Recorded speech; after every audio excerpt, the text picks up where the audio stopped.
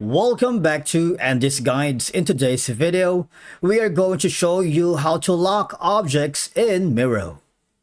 Let's begin. Now, the first thing that you need to do is to log in using your credentials. If this is your first time in Miro, I need you to click the sign up option. And from here, just follow the on-screen instructions and you're good to go. Locking objects in Miro helps to prevent accidental changes or movements of elements on your board, ensuring that your layout remains consistent. Now, it's very simple and a straightforward process. All you're gonna do is choose the element that you wanted to lock. For example, this picture. Click on it, and you see there's gonna be a pop-up window at the bottom. There's the lock sign. All you're gonna do is click it. All right. So now you see when certain objects are locked, you can freely edit other areas of the board without worrying about disrupting the overall design or accidentally modifying important elements.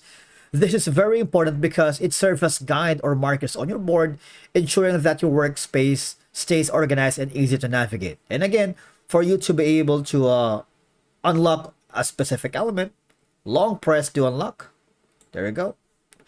Let's do that again here on this specific element. Click on that lock option, and that's it. All right.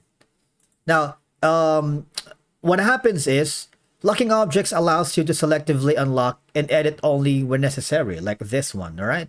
You can control what can be edited or moved, especially in boards shared with a large number of collaborators. If you're working with a team with a multiple freelancer, or you're working with side by side with a client, it enhances the security and integrity of your content because you can simply lock sensitive or important information on shared boards. It helps prevent it from being unintentionally modified or shared. And again, I believe that it's an essential practice to maintain the integrity, organization, and security of your board, particularly in collaborative environments or complex projects. It happened to me in the past. The lock feature is a very handy tool that can complete sections of your board, allowing you and your team to focus on areas that still require work, improving overall workflow efficiency.